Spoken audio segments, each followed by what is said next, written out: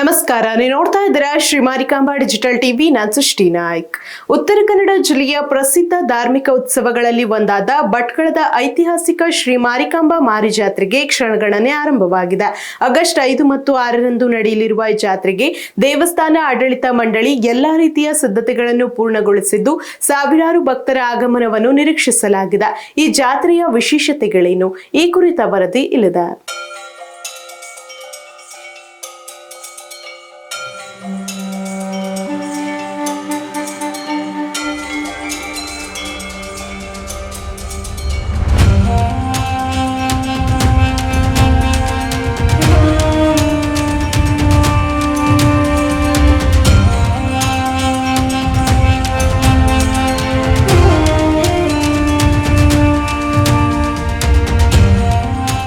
ಉತ್ತರ ಕನ್ನಡ ಜಿಲ್ಲೆಯ ಭಟ್ಕಳದಲ್ಲಿ ಪ್ರತಿ ವರ್ಷ ಅದ್ದೂರಿಯಾಗಿ ನಡೆಯುವ ಐತಿಹಾಸಿಕ ಶ್ರೀ ಮಾರಿಕಾಂಬಾ ದೇವಿಯ ಜಾತ್ರೆ ಈ ಬಾರಿ ಆಗಸ್ಟ್ 5 ಮತ್ತು 6ರಂದು ಭಕ್ತಿ ಸಂಭ್ರಮ ಹಾಗೂ ಸಂಪ್ರದಾಯದೊಂದಿಗೆ ನಡೆಯಲಿದೆ.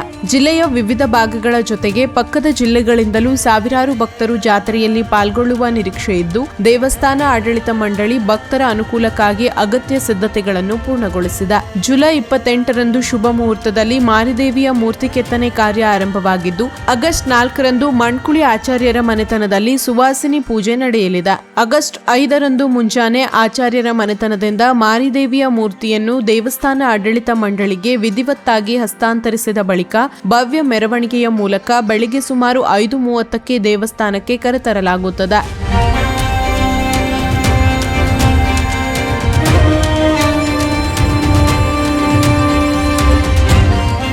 ನಂತರ ಗದ್ದುಗೆಯಲ್ಲಿ ಮೂರ್ತಿ ಪ್ರತಿಷ್ಠಾಪನೆ ನೆರವೇರಲಿದೆ. ಈ ಜಾತ್ರೆಯ ಪ್ರಮುಖ ವಿಶೇಷತೆ ಎಂದರೆ ಮೂರ್ತಿ ಪ್ರತಿಷ್ಠಾಪನೆಯ ಬಳಿಕ ಜೈನ ಸಮುದಾಯದ ಅರ್ಚಕರು ಮೊದಲ ಪೂಜೆ ನೆರವೇರಿಸುವ ಸಂಪ್ರದಾಯ. ಹಲವು ವರ್ಷಗಳಿಂದ ನಡೆದುಕೊಂಡು ಬಂದಿರುವ ಈ ಪದ್ಧತಿ ಭಟ್ಕಳದ ಧಾರ್ಮಿಕ ಸಾಮರಸ್ಯದ ಸಂಕೇತವಾಗಿ ಗುರುತಿಸಿಕೊಂಡಿದೆ.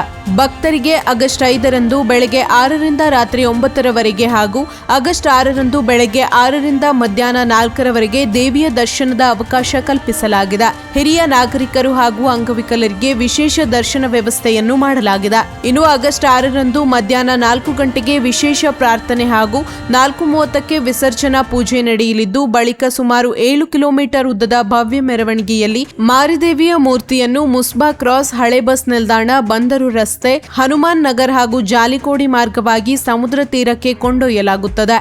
ಅಲ್ಲಿ ಧಾರ್ಮಿಕ ವಿಧಿವಿಧಾನಗಳೊಂದಿಗೆ ವಿಸರ್ಜನೆ ನೆರವೇರಲಿದೆ. ಈ ವರ್ಷದಿಂದ ಭಕ್ತರು ಸಮರ್ಪಿಸುವ ಹಣ್ಣು ಕಾಯಿಗೆ ಕುಂಕುಮ ಹಚ್ಚುವ ಪದ್ಧತಿಯಲ್ಲಿ ಬದಲಾವಣೆ ಮಾಡಲಾಗಿದ್ದು, ಕುಂಕುಮ ಪ್ರಸಾದ ಹಾಗೂ ಪಂಚಕಜಾಯವನ್ನು ಪ್ರತ್ಯೇಕ ಪ್ಯಾಕ್ಗಳಲ್ಲಿ ವಿತರಿಸಲು ದೇವಸ್ಥಾನ ಆಡಳಿತ ಮಂಡಳಿ ನಿರ್ಧರಿಸಿದೆ. ಈ ಹೊಸ ವ್ಯವಸ್ಥೆಗೆ ಭಕ್ತರು ಸಹಕರಿಸುವಂತೆ ಮನವಿ ಮಾಡಲಾಗಿದೆ. ಇದೇ ವೇಳೆ ಸಮುದ್ರ ತೀರದಲ್ಲಿ ವಿಸರ್ಜನಾ ಪೂಜೆಯ ಬಳಿಕ ನಡೆಯುವ ಪವಿತ್ರ ಧಾರ್ಮಿಕ ವಿಧಿವಿಧಾನಗಳ ಸಂದರ್ಭದಲ್ಲಿ ಯಾವುದೇ ರೀತಿಯ ಫೋಟೋ ಹಾಗೂ ವಿಡಿಯೋ ಚಿತ್ರೀಕರಣಕ್ಕೆ ಅವಕಾಶ ಇರುವುದಿಲ್ಲ ಎಂದು ದೇವಸ್ಥಾನ ಆಡಳಿತ ಮಂಡಳಿ ಸ್ಪಷ್ಟಿಸಿದೆ.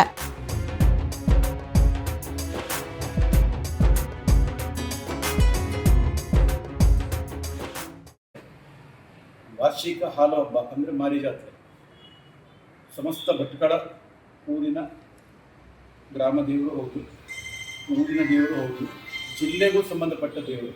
ಹಾಗೆ ಪಕ್ಕದ ದಕ್ಷಿಣ ಕನ್ನಡ ಭಾಗಕ್ಕೂ ಕೂಡ ಜನರು ತುಂಬ ನಂಬ್ತಾರೆ. ಯಾಕಂತಂದರೆ ನಾವು ಕೆಲವ್ರನ್ನ ಭೇಟಿಯಾದಾಗ ಅವ್ರಿಗೆ ಹೇಳಿದ್ರು, ಈ ವರ್ಷವೇ ಅದು ನಮಗೆ ಗೊತ್ತಾಯಿತು.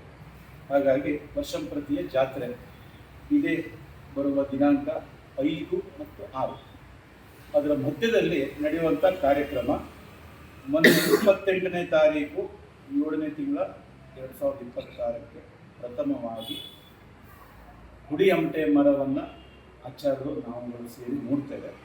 ನೋಡಿ ಇಂಥದ್ದೇ ಮರ ಅಂತ ಹೇಳ್ಬೋದು. ಅದನ್ನು ಪೂಜೆ ವಿಧಿ ವಿಧಾನದೊಂದಿಗೆ ಅದನ್ನು ಕಟಿಂಗ್ ಮಾಡ್ತಾರೆ.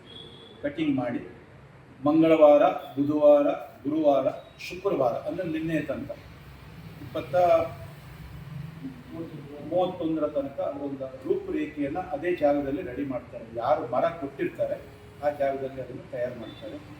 ಅದರ ನಂತರ ಸಾಯಂಕಾಲ 4:30ಕ್ಕೆ ನಿನ್ನೆ ಶುಕ್ರವಾರ ನಾವು ಕಮಿಟಿಯವರು ಹೋಗಿ ಅದನ್ನು ಅಲ್ಲಿ ಒಂದು ಸಣ್ಣ ಕಾರ್ಯಕ್ರಮ, ಗುಡಿ ತುಂಬುವ ಕಾರ್ಯಕ್ರಮ ಮಾಡಿಕೊಂಡು ಮನೆಯವರನ್ನು ಮಾತಾಡಿಸ್ಕೊಂಡು ನಾವು ಅದನ್ನು ತಂದು ಮಾರಿಕಾಂಬಾ ದೇವಿಯ ಗದ್ದುಗೆ ಅಂದರೆ ಮಣಕುಳಿಯ ಆಚಾರ್ಯರ ಮನೆ, ಮೂಲ ಅನಾದಿಯಿಂದ ಅವರು ಮಾಡ್ತಾ ಬಂದ ಜಾಗ ಅದು. ಅಲ್ಲಿ ಗದ್ದುಗೆ ಇದೆ, ಅಲ್ಲಿ ತಂದು ನಾವು ಇಡ್ತೇವೆ.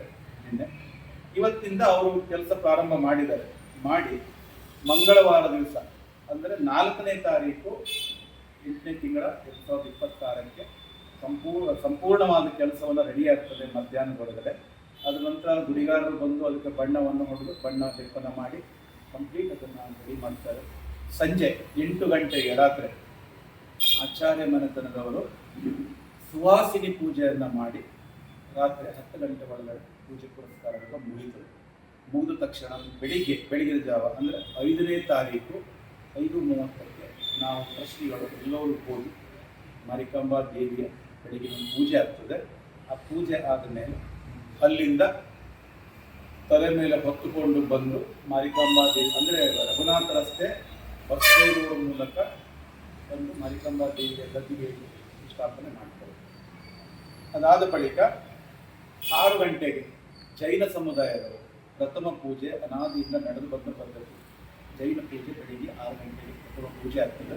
ಅದಾದ ಮೇಲೆ ಭಕ್ತರಿಗೆ ದೇವಿಯ ದರ್ಶನಕ್ಕೆ ಹಾಗೂ ಅವರ ಹರಕೆ ಹೊತ್ತಂಥದ್ದು ಕಾಣಿಕೆ ಇರ್ಬೋದು, ಕಣ್ಣಿರ್ಬೋದು, ಹಣ್ಣುಕಾಯಿ ಇರ್ಬೋದು, ಅವನ್ನೆಲ್ಲ ಮಾಡಲಿಕ್ಕೆ ಬೆಳಿಗ್ಗೆ 6 ಗಂಟೆಯಿಂದ ರಾತ್ರಿ 9 ಗಂಟೆವರೆಗೂ ಅವಕಾಶ ಇದೆ.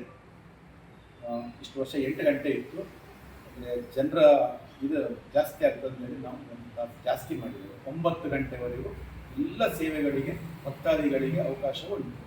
ಹಾಗೆ ಮಾರನೇ ದಿವಸ ಅಂದರೆ 6ನೇ ತಾರೀಕು ಬೆಳಿಗ್ಗೆ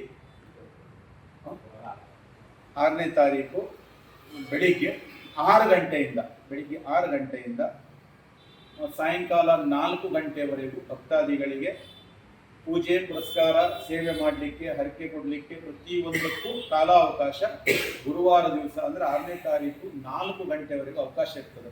ಅದಾದ ಮೇಲೆ 4:30ಕ್ಕೆ ವಿಸರ್ಜನಾ ಪೂಜೆ ಆಗ್ತದೆ.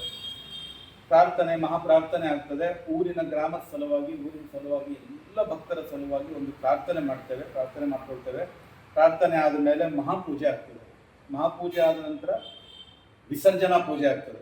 ವಿಸರ್ಜನಾ ಪೂಜೆ ಆದ ಮೇಲೆ ಅಲ್ಲಿಂದ 4:30ಕ್ಕೆ ನಾವು ವಿಸರ್ಜನೆ ಹೊರಡುವ ದಾರಿ ಹೀಗಿದೆ.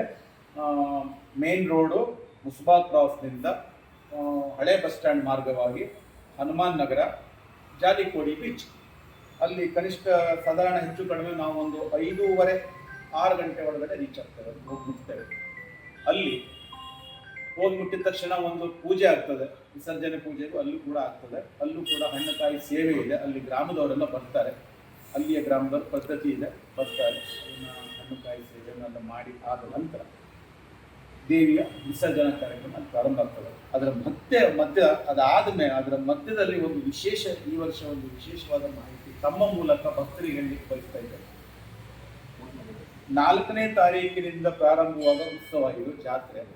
5 ಮತ್ತು 6 ವಿಡಿಯೋ ಅಥವಾ ಯೂಟ್ಯೂಬರ್ಸ್ ಯಾವುದೇ ಬೇಕಾದರೂ ನೀವು ಇದನ್ನು ಮಾಡಬಹುದು.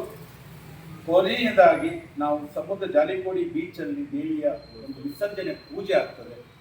ಅಲ್ಲಿಯ ತನಕ ಮಾತ್ರ ಸೀಮಿತ ಇರಬೇಕು. ಅದರ ನಂತರದ ಯಾವುದೂ ಒಂದು ವಿಡಿಯೋವನ್ನು ಮಾಡಬಾರ್ದಾಗಿ ಸಮಸ್ತ ಭಟ್ಕಳ ಜನರಿಗೆ ನಾವು ಮಾರಿಕಾಂಬಾ ಆಡಳಿತ ಮಂಡಳಿ ಪರವಾಗಿ ಇದನ್ನು ವಿನಂತಿಸಿಕೊಳ್ತೇವೆ. ದಯವಿಟ್ಟು ಅದನ್ನು ಮಾಡಬಾರ್ದಾಗಿ ಪುನಃ ಮತ್ತೊಮ್ಮೆ ಕೇಳ್ಕೊಳ್ತೇವೆ. ಅದರ ಇದು ಕಾರ್ಯಕ್ರಮನೇ ಬೇರೆ ಇದೆ, ಹಾಗಾಗಿ ಅದನ್ನು ಅಷ್ಟಕ್ಕೆ ಸೀಮಿತವಾಗಿರಬೇಕಂತ ತಮ್ಮ ಮೂಲಕ ಭಕ್ತರಿಗೆ ಹೇಳಲಿಕ್ಕೆ ಇಷ್ಟಪಡ್ತಾ ಇದ್ದೇವೆ.